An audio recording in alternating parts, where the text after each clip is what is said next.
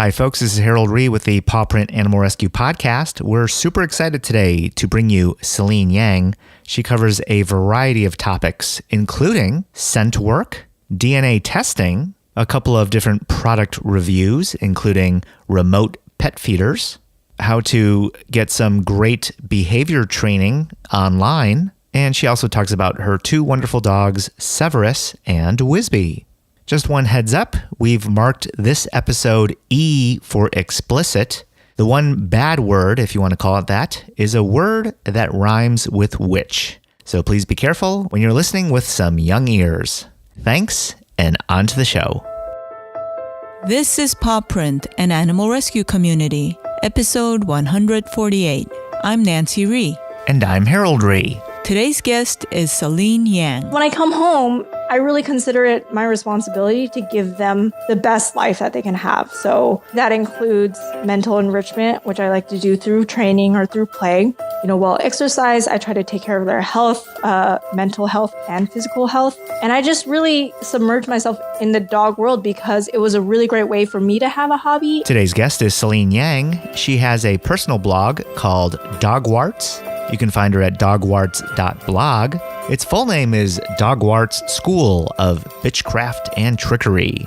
She does a wonderful job of showing her own journey with her two dogs, Severus and Whizbee. Today she goes over a variety of topics. One of the more interesting ones is the DNA test that she takes for Whizbee. If you'd like to learn more, go to our show notes at thisispawprint.com/148. So nose work is a dog sport, similar to how agility is a dog sport or obedience is a dog sport. Nose work is a newer sport and it's a very fastly growing sport, so it's really exciting. It is somewhat modeled after detection dogs. So police, whether it be a military detection dog that's detecting bombs or detecting guns or something like that, or whether it's like a police dog who's detecting narcotics or large sums of cash, or a TSA dog that's detecting nuts or produce. Basically, any dog can be taught to detect something with their nose, given that they have the sense of smell. And there are some dogs that actually lose their sense of smell in accidents or whatnot. But most dogs are really good at using their nose, and it's a great sport to really celebrate that aspect of dogs. We basically, instead of having them detect illegal substances, what we have them detect instead is essential oils. So the competing organizations, I guess you could say, the organizations that run these competitions, they've kind of agreed on a couple different essential oils. What you do as a handler or a trainer is you infuse cotton buds with these essential oils. They're pretty dilute, so the human handler should not be able to smell them. It's just the dogs that can smell them. And you put those little Q-tips or cotton buds in a tin with a little hole on the top, and you hide that tin. And basically you can hide it in containers, you can hide it in rooms, you could hide it outside in an exterior area, or you could hide it on vehicles, and you could hide it anywhere really. And the dogs learn to search for it basically and tell the handlers where it is, and the handler has to be the one to make the final call and tell the judge that they think that their dog has found it, or they usually say alert. So once the dog communicates to the handler, this is where the odor is, the handler says alert, and the judge either confirms yes or no, and then it's a competition. It's about speed, it's also about accuracy, and it can get harder and harder, or it can be very easy depending on the level you're competing at. How many levels are there? Yeah, it depends on the organization. So there's multiple organizations that do this sport, and each of them have a different structure for titling. So a really common organization is the NACSW, or National Association for Canine Scent Work. That organization has three kind of base levels: NW1, NW2, NW3. And once you get 3 NW3 titles, you join an elite division. And then the elite division has their own level of kind of a slightly different formatted competition, but it's a whole other level. So I guess you could say 4. 4 levels in NACSW, but there are other groups that have different titling structures. So generally it's about 3 to 4 though. Cool. And so when you're competing, is it basically competing against yourself, or are you actually competing against other people or other dogs? you compete against yourself because at least in NACSW and PSD, Performance Scent Dogs, which are the two organizations that I'm most familiar with, there's no limit to the number of dogs who can title. So if you find all of the hides correctly within the given amount of time that you have, and you don't have any what we call false alerts, meaning you don't call alert on something that isn't actually a hide, then you title, and that's great. So, if everyone titles that trial, then great. And if no one titles that trial, that's kind of sad, but that also can happen. So the idea is obviously the judges or the people who plan the competition that day try to get a certain percentage, right? They're aiming for like a 70% pass rate, or they're aiming for a 50% pass rate, depending on what they're looking for. But you also do kind of in a way compete against other people, because usually the top 3 spots, so first, second, and third times, the fastest, are also separately recognized. So you can title without winning for second and third. You still get to know that you've accomplished something awesome and that you successfully did this thing. But I mean, I would say that when it comes to the sport of nosework, speed is not so much of an issue as it is being accurate and being pretty confident in your dog's, searching. Anybody involved can sort of win or do well, but of course, it's always nice to kind of feel like you're doing better, right? Yeah. And I mean, everyone has a whole different mountain to climb. It is a sport. And so there are some dogs that might just naturally be more suited to the sport, just like any activity, I feel like. So if you put like a really athletic, like search and rescue dog who was bred to be a search and rescue dog from like search and rescue lines, like Malinois or German Shepherd in that room, I mean, he might be more confident, more drivey than maybe like, your average like house pet. That being said, some average house pets do this sport and they are awesome at it. So you never really know what you're going to get. Sometimes you go to these sports and the littlest, tiniest dog is the one who wins the whole thing. And it's awesome to see that. While agility, you have to break it up into the size of the dog. Do they have to categorize scent work or nose work? No, so everyone competes together essentially. What will change? Well, you have to start in the beginning, so you do have to start with NW1. So basically, everyone, whether or not you're giant, old, young, new, or young or old, small or little, you're going to start in NW1, and you basically work your way up. But scent work is a really cool sport because your dog doesn't have to be able to reach the hide in order for the handler to understand what the dog is trying to communicate. So a dachshund who looks up at a wall is communicating to his handler. They can call alert and they can let the judge know. So it's not really divided by size or anything else, actually. You actually did one cool thing, which of course everybody wants to do but doesn't always do, which is you got your, I believe your rescue dog, a DNA test. Yes, we did. I'm always really curious about breeds. I like breeds. I love mutts, but I also really do have a fascination. I think I've always had a fascination with just like types of breeds and like how they came to be and what they're meant to do and, what are their characteristics and what makes them unique. So when we adopted Whizbee, the rescue said Shepherd Border Collie mix, and she kind of looks like it. So I'm not saying that they're wrong, but I just really want to know. I just thought it'd be really curious. Granted, I understand that sometimes the DNA tests are not that accurate, so you could get 2 conflicting results from 2 different companies or whatnot. So I'm fully aware of like the reality of the situation, but I just thought it would be fun to see what happens. The process is so easy. I mean, it's really, at least the company I was using, Embark, was extremely consumer friendly and very intuitive in terms of their website. So you order their kit. The kit, it costs you a pretty penny, but you can sometimes find a discount code. You order the kit, they mail it to you, and on the kit, before you even start anything, they tell you to activate it. So you go onto their website, type in a specific code that's written on your box. It will activate your little kit for you. You swab your dog's cheek for 30 seconds to a minute. Obviously, don't contaminate it with another dog. So make sure that you're only handling one dog, the dog that you want to handle. and make sure that they don't eat the swab or anything like that. Once you've swabbed their cheek, you put the little swab back into basically a test tube of liquid that will stabilize the DNA for quite some time. And then you mail it back to them in the exact same box, and you don't have to pay for the postage or anything. It's already included in the package.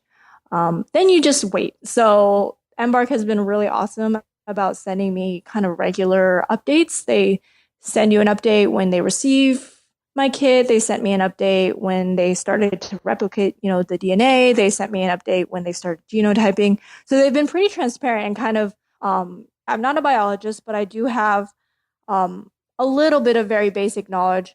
And so I found that the emails that they were sending us with the updates were quite well written, actually, just from the standpoint of someone who knows and doesn't know.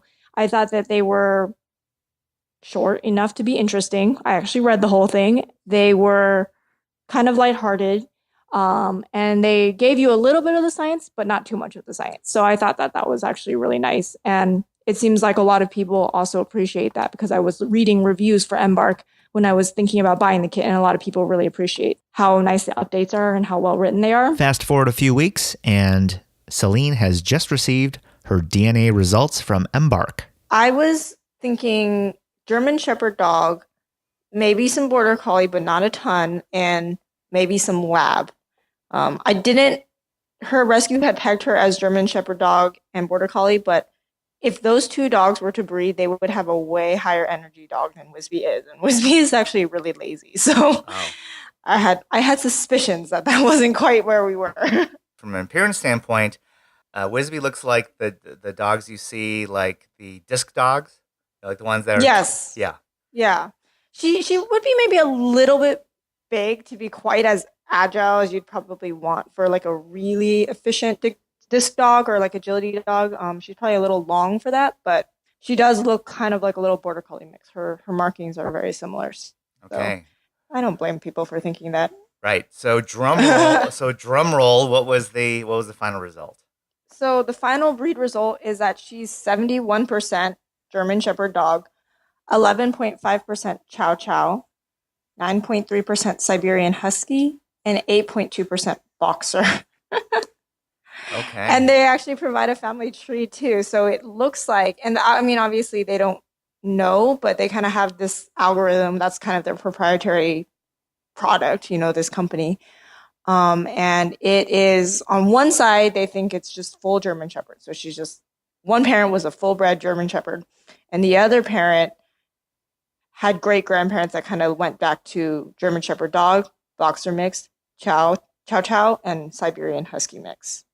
So that's kind of where they got that. And apparently her white blaze on her chest and her little white feet are actually pretty common for Siberian Husky mixes. So while everyone sees that kind of pattern and thinks Border Collie, because it is pretty common for Border Collie too, a couple people were able to guess Siberian Husky mix based on like that marking on her chest, the white one, and her white feet. So mystery solved. How does it leave you feeling? I think she gets her energy level from Chow Chow.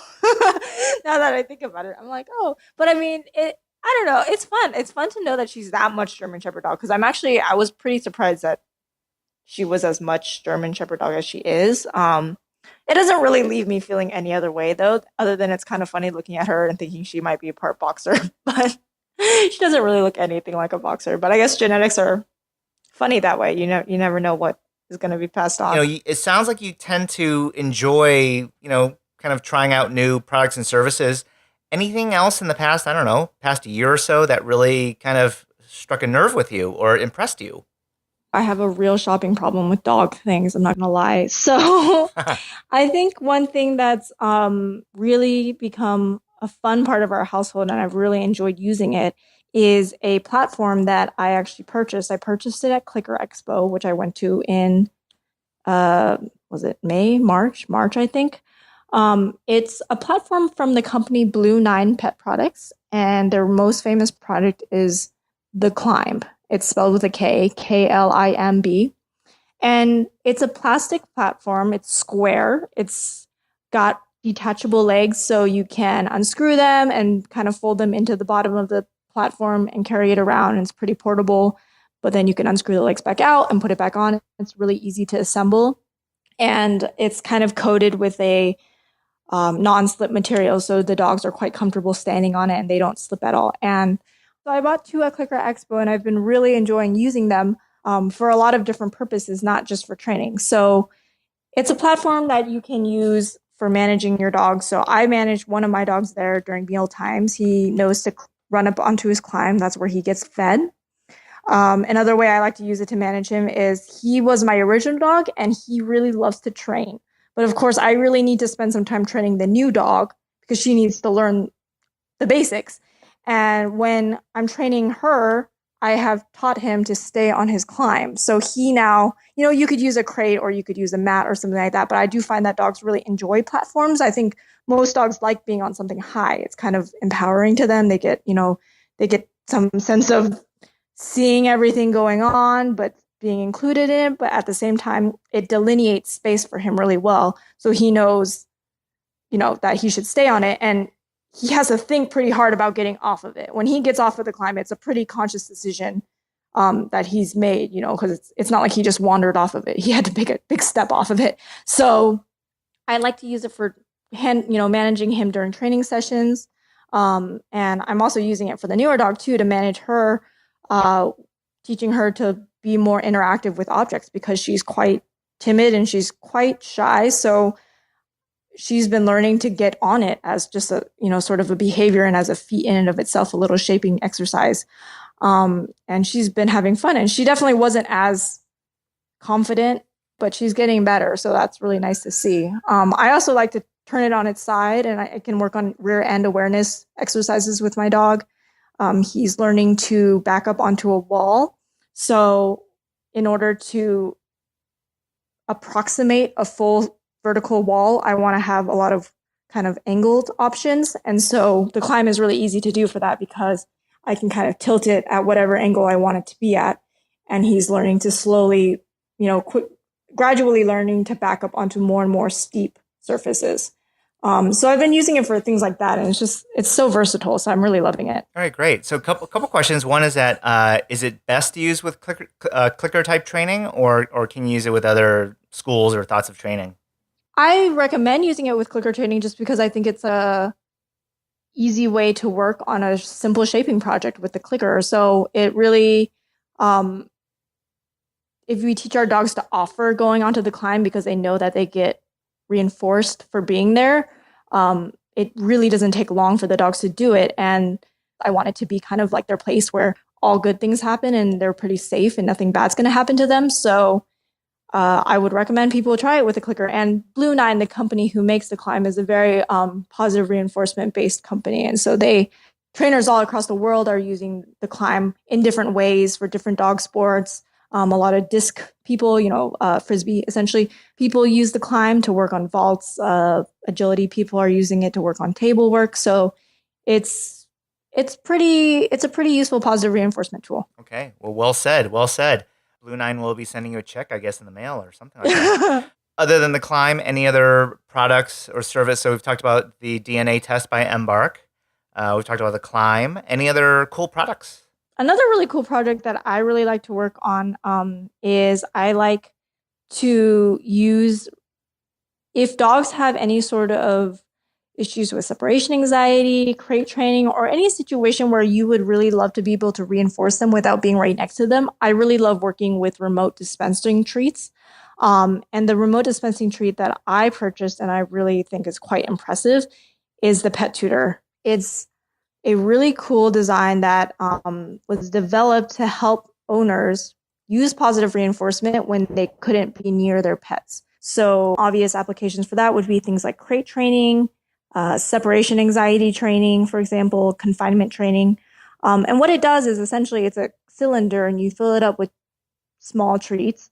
And it has a really awesome, very reliable brush mechanism that dispenses treats when you click a little button. So it's a little button on essentially a remote that you can have anywhere. So you can be at a distance from it and be clicking and the treats come out of the little machine.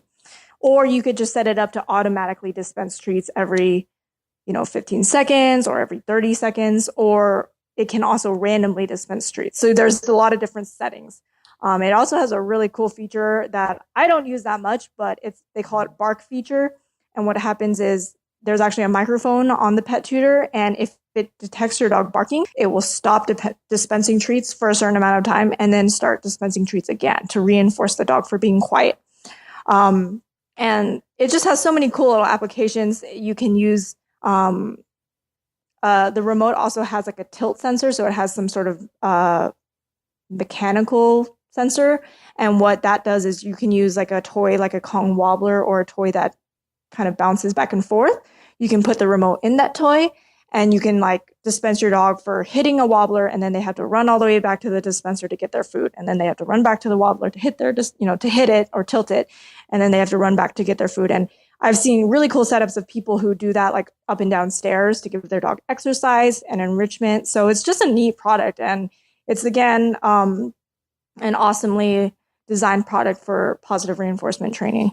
I think my wife's going to need to get that for me so that she gets me to do my chores. So they have a really funny commercial where the dog is using the pet tutor to give popcorn to the human as treats. Yeah. If you rebranded the husband tutor, I think wives all over the country will just start buying this in bulk. Okay, cool. Yeah.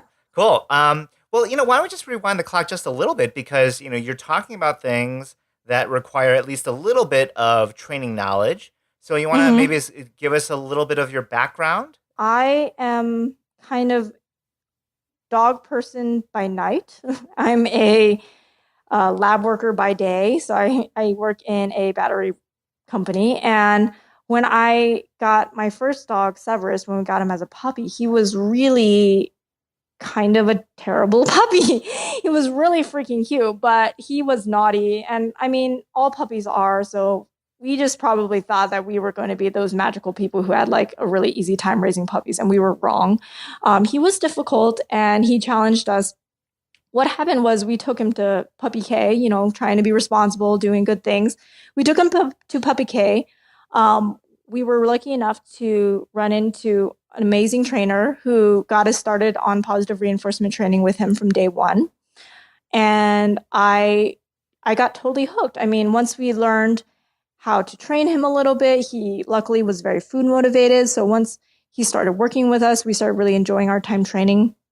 I just couldn't stop. I didn't want to stop with just, basics like loose leash walking, recall, down, sit, stay. I really thought about, I saw all these cool ways that clicker training was being used. And I was like, let's try some tricks. And so, we started working on our little tricks. We kept taking classes at higher levels, and the trainers there started taking notice. And so I ended up working as an assistant trainer at the school that we started with Severus. And eventually I actually got promoted to being a head trainer or a lead trainer. All right. Yeah. And so I train classes now. I train group classes. And I've always continued the education.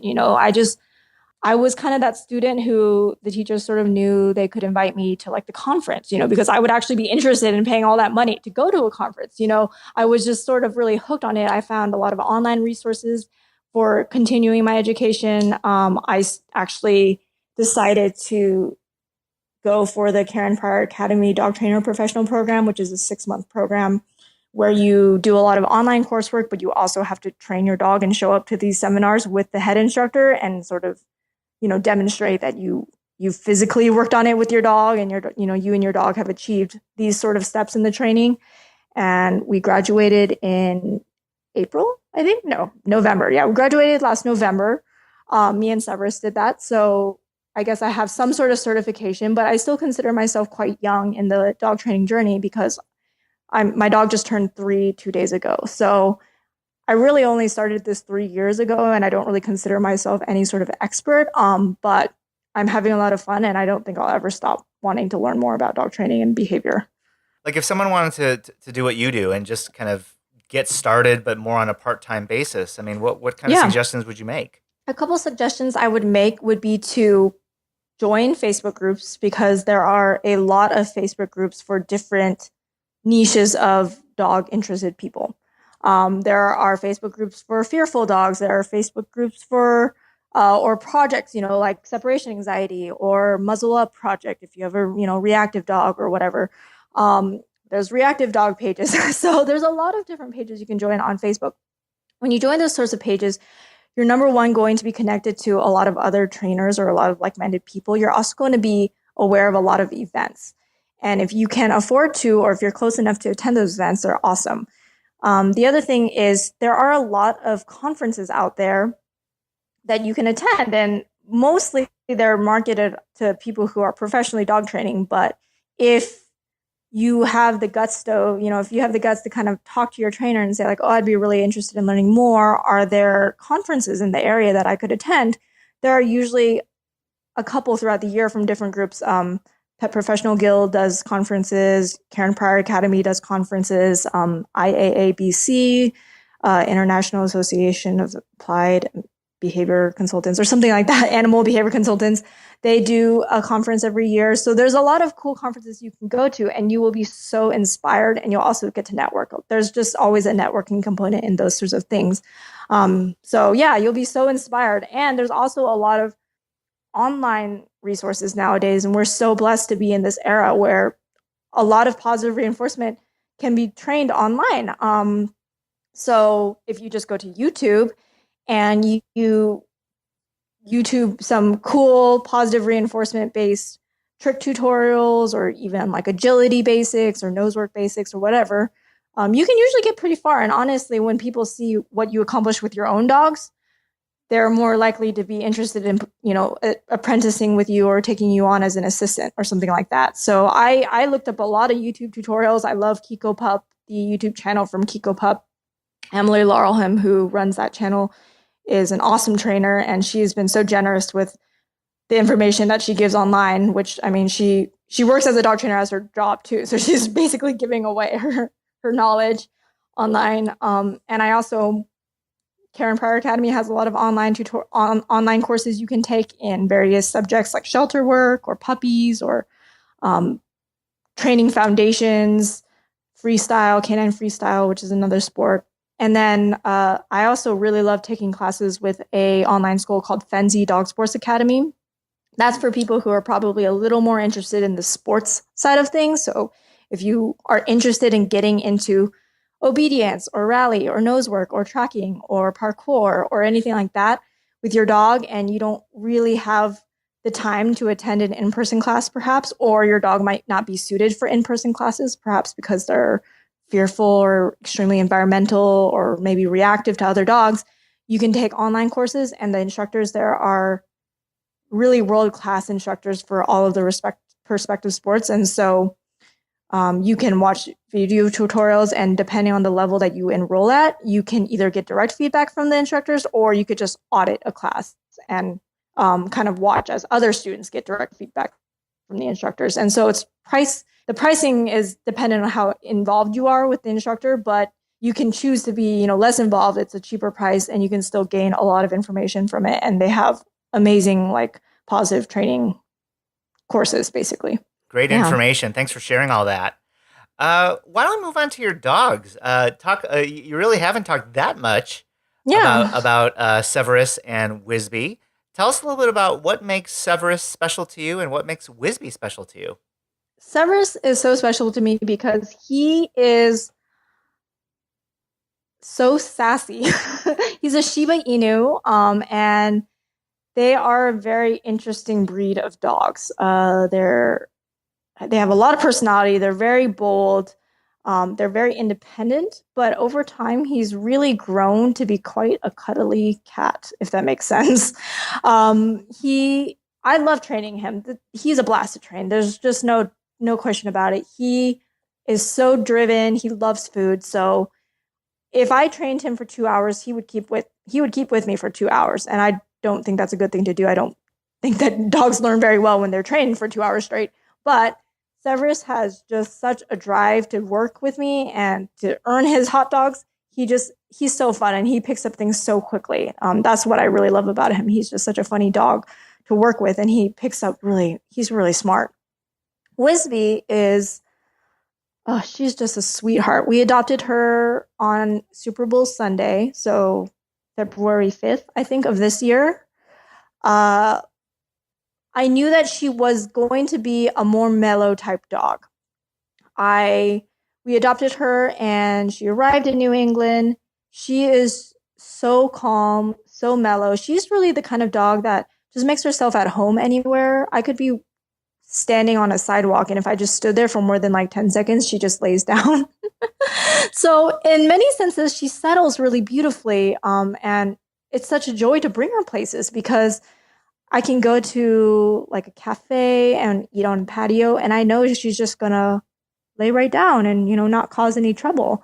So she's a lot of fun to bring out and about in the town with me. The other thing about Severus Whizbee that's really special is that she is quite anxious. She's really sensitive. I don't get the sense that she had any concept of being rewarded for things because she's not a puppy, but she lived in a foster home for a couple months before we got her, but she doesn't even know like sit, for example, So I don't get the sense that anyone ever taught her anything in her life. So she's coming around to the concept of training, but I've never had a dog that I had to sort of convince to want to train with me.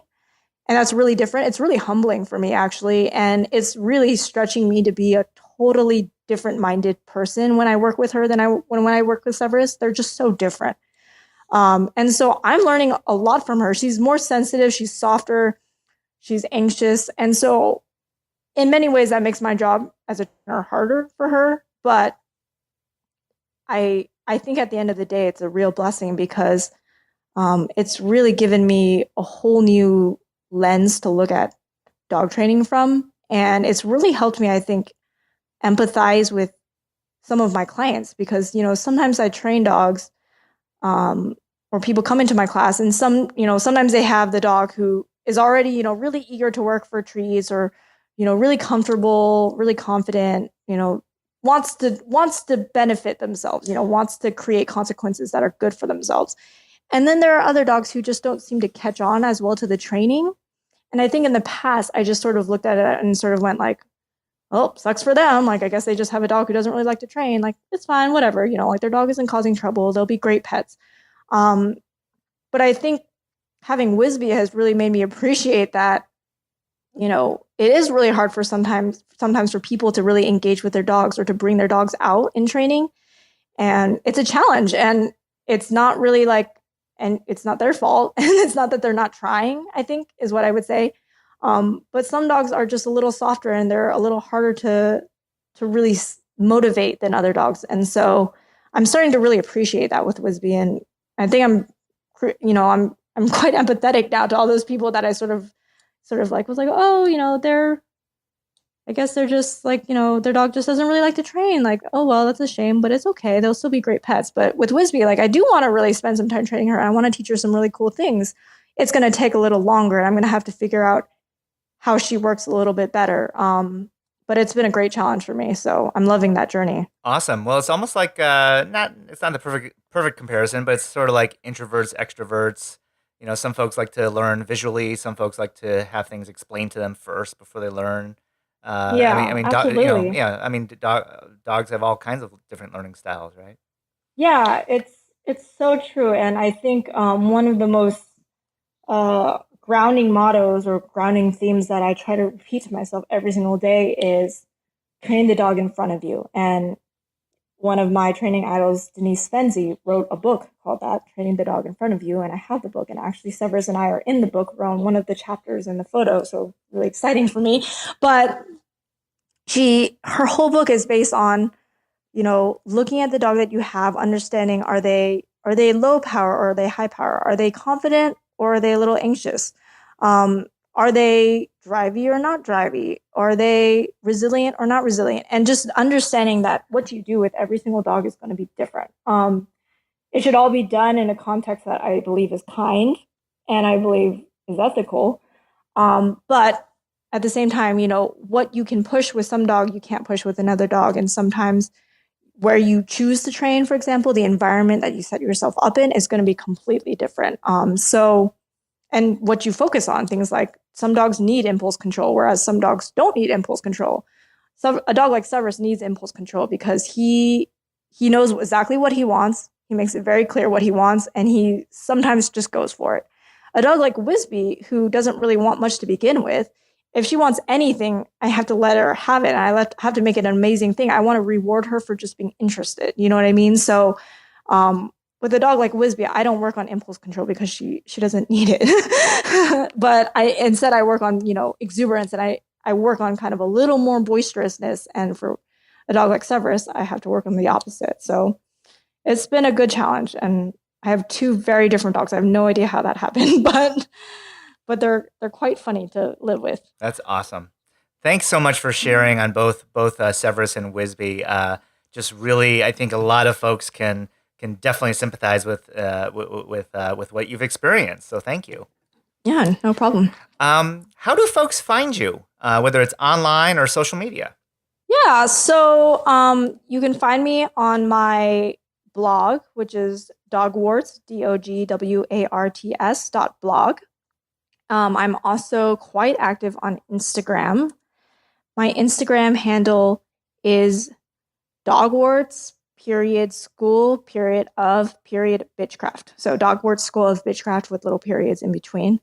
I'm on Facebook, but I wouldn't say I don't interact with a ton of strangers on Facebook, if that makes sense. My Facebook is mostly just for like friends, and I don't have really the habit yet of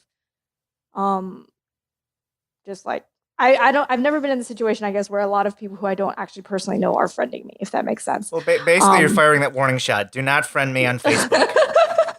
It's more just like I love interacting with people on Instagram because it's more about my dogs and less about me. And so, I do post photos of the family, like me and my husband, in our Instagram sometimes, but it's 99.9% just the dogs. Okay. Thank you. If I were to give you a magic wand and you could do something about the state of animal rescue, what do you think you would do? I think one thing that I would really do, for at least from the lens of someone who lives in New England, is I would really try to work on affordable housing and landlords. I think that a lot of the reasons why people can't adopt or can't acquire pets in general is that, number one, a lot of landlords, especially in a place where rentals are very high and not very many people own, a lot of landlords just don't allow dogs. And if you live in a building, if you're lucky enough to live in an apartment complex that does allow pets, sometimes there are some pretty specific breed restrictions, and that really limits what people, how people can take in pets, which is unfortunate. It's also just expensive. Like, the complexes around our area that allow pets are all luxury complexes. And I don't know when it became like this thing where if you owned a pet, suddenly you were like a rich person who wanted a luxury apartment. I don't want a luxury apartment. I just want a pet friendly apartment. But they're not very common around here. So having rentals be more friendly to dogs would be amazing. I think that would really increase the ability for dog people to foster and for people to adopt dogs. And then secondly, it would be overpopulation. I just, everything needs to be spayed and neutered. So anything on the street must never procreate. So there you go. Basically, yeah, if that can be something that people understand more clearly and understand how detrimental it can be if that's not taken care of, that would be awesome. But yeah, I would love for housing to be more affordable and for spay and neuter to be more prevalent. Okay. Why do you think you do what you do? I think I do what I do because I consider it a great responsibility to have a dog in your care. They don't ask to be living with us. And we take them into our homes, and then depending on our schedules, we might not be able to, spend the whole day with them. I can't spend the whole day with my dogs. And so when I come home, I really consider it my responsibility to give them the best life that they can have. So for me, that includes mental enrichment, which I like to do through training or through play. I like to make sure that my dogs are, well exercised. I try to take care of their health, mental health and physical health. And I just really submerged myself in the dog world because it was a really great way for me to have a hobby and for me to bring my dog along to that hobby. So I used to be a dancer, and I really liked taking dance classes. And in college, I was a dancer, but you can't take your dog to dance class in the evening. So I decided basically that I still wanted to do something. I still wanted to be learning something, to be involved in something, to learn, to meet new people, to, build a community in Cambridge as a young adult. But I was going to have to be able to take my dog with me. So I started basically going to a lot of dog classes. And that's why I do what I do. I just want to live life as much as I can with my dogs. And unfortunately, I don't have a job where I can bring my dogs with me. So basically every other second of my life, I want to be right next to my dogs. We want to say thank you to Celine Yang for sharing her story.